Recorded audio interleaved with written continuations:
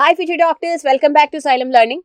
Biotech ആപ്ലിക്കേഷനിൽ നമ്മൾ പഠിക്കുന്നുണ്ട് പെസ്റ്റ് റെസിസ്റ്റന്റ് പ്ലാന്റ്സ് ജനറ്റിക് എഞ്ചിനീയറിംഗിലൂടെ ഡെവലപ്പ് ചെയ്യുന്ന ഡിഫറെന്റ് മെത്തേഡ്സിനെ പറ്റി. അതിലൊന്നാണ് RNA ഇന്റർഫെറൻസ്. അപ്പം ഇതിൽ കുറച്ച് പേർക്കൊക്കെ ഒരു ഡൗട്ടുള്ള ടോപ്പിക്കാണെന്ന് തോന്നുന്നു, പക്ഷേ ഇത് ആക്ച്വലി ഭയങ്കര സിമ്പിൾ ആണ്. ഇതിന്റെ സിമ്പിൾ മെക്കാനിസം നമുക്കൊന്ന് റിവൈസ് ചെയ്താലോ? അപ്പോൾ ഇതിന് മറ്റു പേരുകളുണ്ട്. കോ സപ്രഷൻ എന്ന് പറയും, ക്വെല്ലിംഗ് എന്ന് പറയും, പോസ്റ്റ് ട്രാൻസ്ക്രിപ്ഷണൽ ജീൻ സൈലൻസിങ് എന്ന് പറയും, അല്ലെങ്കിൽ PTGS എന്നൊക്കെ പറയും. കാരണം ഇവിടെ നമ്മൾ എന്താ ചെയ്യുന്നതെന്ന് വെച്ചിട്ടുണ്ടെങ്കിൽ ഒരു mRNA സൈലൻസ് ചെയ്യാണ്. അതായത് വൈറസ് ഇൻഫെക്റ്റഡ് ആയിട്ടുള്ള യൂക്കാരിയോട്ടിക് സെല്ലിൽ നാച്ചുറൽ ആയിട്ടുള്ള ഒരു ഡിഫൻസ് മെക്കാനിസം ആണിത്. ഇപ്പം ഒരു വൈറസ് വന്നിട്ട് വൈറൽ DNA കൊണ്ടുപോയിട്ട് നമ്മുടെ യൂക്കാരിയോട്ടിക് സെല്ലിൽ ഇട്ട് കൊടുക്കുമ്പോൾ അവരെന്ത് ചെയ്യും? DNA ഉടനെ തന്നെ ട്രാൻസ്ക്രൈബ് ചെയ്ത് mRNA ഉണ്ടാക്കും. അപ്പോൾ mRNA പ്രോട്ടീൻ ആവുമ്പോഴാണ് അതവിടെ എക്സ്പ്രസ്ഡ് ആവുക, അല്ലെ? അവരുടെ ജീനുകൾ എക്സ്പ്രസ്ഡ് ആവുക, അതിനവിടെ ഫംഗ്ഷൻ ചെയ്യാൻ പറ്റുക. അപ്പോൾ അതിന് പകരം ഇവർ എന്ത് ചെയ്യുന്നു വെച്ചിട്ടുണ്ടെങ്കിൽ ഈ mRNAയിലേക്ക് മറ്റ് ചില mRNAകളെ വിട്ടിട്ട് ബൈൻഡ് ചെയ്യിപ്പിച്ചിട്ട് അതിനെ അങ്ങ് സൈലൻസ് ചെയ്ത് കളയും. അപ്പോൾ ഇത് നാച്ചുറലായിട്ട് നടക്കുന്ന ഒരു മെക്കാനിസമാണ്. ഇതേ സംഭവമാണ് നമ്മുടെ ബയോടെക്നോളജിസ്റ്റുകൾ nematode resistant plant variety genetically modified plants ഉണ്ടാക്കാൻ വേണ്ടിയിട്ട് യൂസ് ചെയ്തത്. അപ്പോൾ ഇവരിവിടെ എന്താ ചെയ്തതെന്ന് വെച്ചിട്ടുണ്ടെങ്കിൽ ഈ നെമറ്റോഡ് മെലഡോഗൈൻ ഇഗ്നോഗ്നീഷ്യ എന്ന് പറയുന്ന ഒരു നെമറ്റോഡ് ഉണ്ട്. നമ്മുടെ അസ്കാരിസിനെയൊക്കെ പോലെ ഒരു സിലിണ്ടറിക്കൽ ആയിട്ടുള്ള ഒരു നെമറ്റോഡാണ്. അപ്പോൾ സിലിണ്ടറിക്കൽ വേമാണ്. അപ്പോൾ ഇത് പോയിട്ട് നമ്മുടെ ടുബാക്കോ റൂട്ട്സിനെ ഇൻഫെക്റ്റ് ചെയ്യും. അവർ റൂട്ട്സിനെ ഇൻഫെക്റ്റ് ചെയ്തിട്ട് റൂട്ട്സിൽ ഇവർ പോയിട്ട് ഈ ഗാൾസ് പോലെ, അതായത് ഇങ്ങനെ എന്താ പറയുക, ഒരു ബൾജ് പോലെ ഉണ്ടാക്കും. ഈ ഗാൾസ് ഉണ്ടാക്കി ഇവർ ഈ റൂട്ടിൻ്റെ ഉള്ളിൽ പോയി റൂട്ട് ഇങ്ങനെ കഴിക്കുന്ന സമയത്ത് ഈ ഗാൾസ് ഫോം ചെയ്ത് കഴിയുമ്പം അത് പ്ലാന്റിൻ്റെ മിനറൽ അബ്സോർപ്ഷനെ എഫക്റ്റ് ചെയ്യും. അതുവഴി പ്ലാന്റിൻ്റെ ഈൽഡിനെ, ഗ്രോത്തിനെ എഫക്റ്റ് ചെയ്യും. ആൻഡ് ഇവരിവിടെ പോയി ഇത് കഴിച്ചുണ്ടാകുന്ന കട്ട് കൊണ്ട് മറ്റ് പാത്തോജൻസിന് പോയിട്ട് ഈ പ്ലാന്റിൻ്റെ റൂട്ടിനെ പെട്ടെന്ന് ഇൻഫെക്റ്റ് ചെയ്യാൻ പറ്റും. സോ മൊത്തത്തിൽ ഈ മെലഡോഗൈൻ ഇൻഫെക്ഷൻ കാരണം ടുബാക്കോ പ്ലാന്റ്സിൻ്റെ ഈൽഡ് ഭയങ്കരമായിട്ട് കുറഞ്ഞു. അപ്പോൾ അതിന് കെമിക്കൽ പെസ്റ്റിസൈഡ്സ് ഒക്കെ യൂസ് ചെയ്ത് കഴിഞ്ഞപ്പം അത് എന്താ പറയുക, മറ്റ് ചുറ്റുമുള്ള പ്ലാന്റ്സിനെയും എഫക്റ്റ് ചെയ്യാൻ തുടങ്ങി. പിന്നെ നോൺ ടാർഗറ്റ് ഇൻസെക്ട്സിനെയും പെസ്റ്റിനെയും എഫക്റ്റ് ചെയ്യാൻ തുടങ്ങി. അപ്പോൾ ഒരുപാട് പ്രശ്നങ്ങൾ, എൻവയോൺമെൻറ്റൽ ഇഷ്യൂസ് ഒക്കെ ഉണ്ടായി. അപ്പോൾ അതുകൊണ്ടാണ് ഇങ്ങനൊരു മെത്തേഡിലേക്ക്, ജനറ്റിക് എഞ്ചിനീയറിംഗിൻ്റെ മെത്തേഡിലേക്ക് നമ്മൾ പോയത്. ഇവിടെ നമ്മൾ എന്താ ചെയ്യുക? അതായത് നമ്മൾ ഫസ്റ്റ് തന്നെ നമ്മുടെ ടുബാക്കോ പ്ലാന്റിനെ സെറ്റ് ആക്കി വെക്കുകയാണ്. ടുബാക്കോ സെല്ലിലേക്ക് നമ്മൾ ട്രാൻസ്പോസോൺ എന്ന് പറഞ്ഞാൽ jumping genes, it is nothing but pieces of DNA that can move from one place to the other. അതാണ് ജമ്പിങ് ജീൻസ്. ജമ്പിങ് ജീൻസിനെയോ അല്ലെങ്കിൽ ഒരു RNA വൈറസിനെയോ വെച്ചിട്ട് നെമറ്റോഡ് സ്പെസിഫിക് ആയിട്ടുള്ള, അപ്പോൾ നമ്മൾ ഓൾറെഡി നെമറ്റോഡിൻ്റെ DNA എങ്ങനെയാണ്, നെമറ്റോഡിൻ്റെ mRNA അതിൻ്റെ കോംപ്ലിമെൻ്ററി ബേസ് പെയറിങ് എങ്ങനെയാണ്, mRNA എങ്ങനെ, ഇതൊക്കെ നമ്മൾ പഠിക്കും. DNAയുടെ സീക്വൻസ് പഠിച്ചിട്ട് നെമറ്റോഡ് സ്പെസിഫിക് ആയിട്ടുള്ള DNA നമ്മൾ ട്രാൻസ്പോസോൺസ് യൂസ് ചെയ്തിട്ട് ഈ ടുബാക്കോ സെല്ലിലേക്ക് ഇൻട്രൊഡ്യൂസ് ചെയ്യുകയാണ്. RNA വൈറസ് ആണെങ്കിൽ നമ്മൾ RNA തന്നെയാണ് ഡയറക്റ്റ് ആയിട്ട് ഇൻട്രൊഡ്യൂസ് ചെയ്യുക. എന്നിട്ട് നമ്മൾ എന്ത് ചെയ്യും? ഈ ട്രാൻസ്പോസോൺസ്, അപ്പോൾ DNA അവിടെ ചെന്ന് കഴിയുമ്പോൾ ആ സെല്ലിൻ്റെ ഉള്ളിൽ, ടുബാക്കോ സെല്ലിൻ്റെ ഉള്ളിൽ നാച്ചുറലി അത് mRNA ഉണ്ടാക്കും. സോ ഇത് ഇൻഫെക്ഷൻ അല്ല, നമ്മൾ സെല്ലിനെ പ്രിപ്പയർ ചെയ്യാണ്. അതവിടെ പോയിട്ട് sense and anti sense RNA ഉണ്ടാക്കും. ഈ RNA രണ്ടും അങ്ങോട്ടും ഇങ്ങോട്ടും കോംപ്ലിമെൻ്ററി ആയിരിക്കും. So they will form a double stranded mRNA. ഇനി നമ്മൾ ഡൈസറിനെ യൂസ് ചെയ്തിട്ട്, ഡൈസർ എന്ന് പറയുന്ന ഒരു കോംപ്ലെക്സ് ആണ്. So they can go and cut fragment this RNA. അപ്പോൾ നമ്മൾ ഉണ്ടാക്കിയ ആ ഡബിൾ സ്ട്രാൻഡഡ് mRNA ഇവർ ചെറിയ ചെറിയ ഫ്രാഗ്മെന്റ്സ് ആയിട്ട് കട്ട് ചെയ്ത് വെക്കും. അപ്പോൾ ഇതിനെ നമ്മൾ പറയുക siRNA, miRNA, അതായത് micro RNA, shRNA, short hair pin RNA, അങ്ങനെയൊക്കെ പറയും. ഈ ചെറിയ ചെറിയ ഫ്രാഗ്മെന്റ്സ് പറഞ്ഞിട്ടുണ്ടെങ്കിൽ ഇതൊരു 21 ന്യൂക്ലിയോടൈഡ് ഒക്കെ ലോങ് ആയിരിക്കും. ഇത് നേരെ പോയിട്ട് ആ സെല്ലിന്റെ സൈറ്റോപ്ലാസ്റ്റിലേക്കാണ് ഇനി പോകുന്നത്. ഇത്രയുമുള്ള കാര്യങ്ങൾ അപ്പോൾ നടന്നത് ന്യൂക്ലിയസിന്റെ ഉള്ളിലായിരുന്നു. അപ്പോൾ നമ്മുടെ siRNA അല്ലെങ്കിൽ miRNA എന്ന് പറയുന്ന ഈ ചെറിയ RNA ഡബിൾ സ്ട്രാൻഡഡ് ആണ്. ഡൈസർ വെച്ച് നമ്മൾ അതിനെ കട്ട് ചെയ്തു. അപ്പോൾ ഇത് ഒരു 21 ന്യൂക്ലിയോടൈഡ് ഒക്കെ ലോങ് ആണ്. ഇത് നേരെ സൈറ്റോപ്ലാസ്റ്റിലേക്ക് പോകും. ഇനി സൈറ്റോപ്ലാസ്റ്റിൽ ഓൾറെഡി നമുക്കറിയാം സെല്ലിന്റെ ഡിഫൻസിന്റെ ഭാഗമായിട്ട് ഇവരെ mRNA ഇതാക്കാനുള്ള പ്രോട്ടീൻ കോംപ്ലക്സുകളൊക്കെ ഉണ്ട്. ഇവിടെ ഒരു കോംപ്ലക്സ് ഉണ്ട്, സ്ലൈസർ ആർഗണന്റ് എന്നൊക്കെ പറഞ്ഞിട്ട്.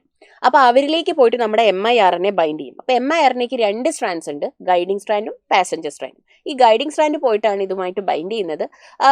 ആൻഡ് ഓൾസോ ഈ പാസഞ്ചർ സ്ട്രാൻഡിനെ പതുക്കെ നമ്മൾ റിമൂവ് ചെയ്ത് കളയും. ഓക്കെ, അപ്പോൾ നമുക്ക് ഈ ഒരു എൻറ്റയർ കോംപ്ലക്സിന് നമ്മൾ പറയുന്ന പേരാണ് RISC, that is RNA induced silencing complex, that is ഈ slicer argonaute proteins along with the miRNA, that is guiding strand, passenger strand. Passenger സ്ട്രാൻഡിനെ നമ്മൾ റിമൂവ് ചെയ്ത് കളയും. അപ്പോൾ ഗൈഡിങ് സ്ട്രാൻഡിന് ഒരു പ്രത്യേകതയുണ്ട്. It is complementary to the nematode mRNA. നമ്മൾ ഓൾറെഡി പഠിച്ചല്ലോ, നെമറ്റോഡിൻ്റെ DNA mRNA ഒക്കെ നമ്മൾ പഠിച്ചു അല്ലേ? സോ ഇപ്പം നെമറ്റോഡിൻ്റെ mRNA എന്താണോ അവരുടെ സീക്വൻസ് വരുന്നത് അതിന് കോംപ്ലിമെൻ്ററി ആയിരിക്കും ഈ ഗൈഡിങ് സ്ട്രാൻഡ്.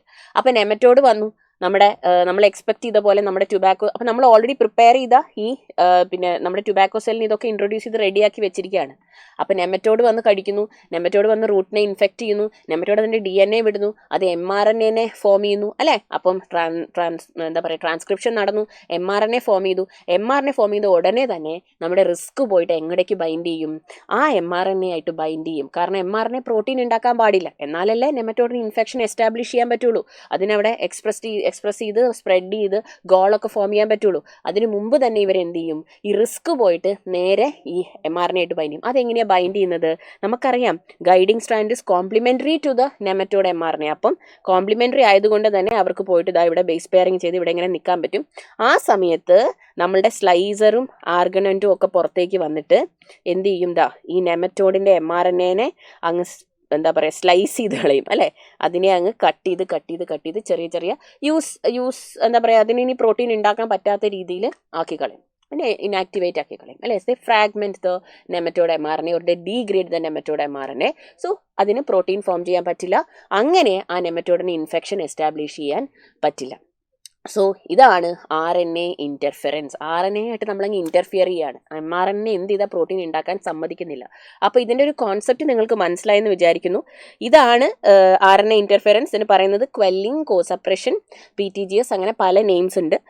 അപ്പം നമുക്ക് ഈ നമ്മുടെ NCERT ഇതൊരു ഇമേജ് കൊടുത്തിട്ടുണ്ട്. അപ്പം ടിപ്പിക്കൽ റൂട്ട്സ്, നെമറ്റോഡ് ഇൻഫെക്റ്റ് ചെയ്ത റൂട്ടിൽ ഇത് കണ്ടോ, നമുക്ക് കാണാൻ പറ്റും roots of a typical control plants അല്ലേ, which has the nematode which has infected galls ഒക്കെ ഫോം ചെയ്തിട്ടുണ്ട്.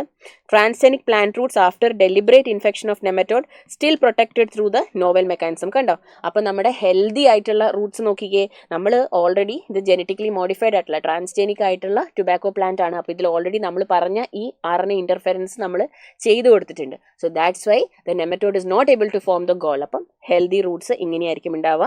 അങ്ങനെ നമുക്ക് പ്ലാന്റിനെ ഇൻഫെക്ഷന് സേവ് ചെയ്യാൻ പറ്റും കെമിക്കൽ പെസ്റ്റിസൈഡ്സിൻ്റെ യൂസ് ഇല്ലാതെ. അപ്പോൾ ഇത് ക്ലിയർ ആയില്ലേ? അപ്പോൾ നമുക്ക് ഇതിൻ്റെ ഒരു ക്വസ്റ്റ്യൻ ചെയ്ത് നോക്കാം. Okay, let's do A question. That is, transposons are also known as slice genes, mobile genetic elements, both 1 and 2, none of these. Transposons എന്ന് പറയുന്നത് ജമ്പിങ് ജീൻസ് ആണ്. ഒരു പൊസിഷനിൽ മറ്റേ പൊസിഷനിലേക്ക് മൂവ് ചെയ്യാൻ പറ്റുന്ന DNA. അപ്പോൾ നമ്മൾ അവരെ മൊബൈൽ ജെനറ്റിക് എലമെൻറ്റ്സ് എന്നും വിളിക്കും അല്ലേ, സൈലൻസ് ജീൻസ് അല്ല. സോ ഓപ്ഷൻ 2 ആണ് ഈ ക്വസ്റ്റ്യൻ്റെ ആൻസർ വരിക. ഇനി ഈ question, RNA interference involves interference of RNA in synthesis of DNA, synthesis of mRNA from DNA, synthesis of complementary DNA and RNA using reverse transcriptase, silencing of specific mRNA due to complementary double-stranded RNA. നമ്മൾ ഇവിടെ ചെയ്യുന്നത് silence ചെയ്യാണ്, silencing of a specific mRNA due to a complementary double standard RNA ആണ് ചെയ്യുന്നത്. So that is RNA interference or RNA silencing അല്ലേ. മറ്റൊരു പേരാണ് RNA ഇൻ്റർഫെറൻസ് പറയും, RNA സൈലൻസിങ് എന്ന് പറയും, ക്വെല്ലിംഗ് എന്ന് പറയും, കോസപ്രഷൻ എന്ന് പറയും അല്ലേ. ഒരു സ്പെസിഫിക് mRNA, നെമറ്റോഡിൻ്റെ mRNA നമ്മൾ ഉണ്ടാക്കിയെടുത്ത siRNA വെച്ചിട്ട്, ഡബിൾ സ്റ്റാൻഡേർഡ് RNA വെച്ചിട്ട് നമ്മൾ സൈലൻസ് ചെയ്യാണ് ചെയ്യുന്നത്. അപ്പം ഐ ഹോപ്പ് ഇറ്റ്സ് ക്ലിയർ. അങ്ങനെയാണെങ്കിൽ ഈ ഒരു ക്വസ്റ്റ്യൻ മക്കളൊന്ന് ആൻസർ ചെയ്തേ. Silencing of a specific mRNA is possible via RNAi because of complementary tRNA, non-complementary single-stranded RNA, complementary double-stranded RNA, inhibitory single-stranded RNA. ഇത് നമ്മളുടെ NEET 2025 വന്ന ക്വസ്റ്റ്യൻ ആണ്. ഇതിൻ്റെ ആൻസർ എല്ലാവരും കമൻറ്റ് ബോക്സിൽ അറിയിക്കുക. So I hope this quick revision was helpful. Good luck.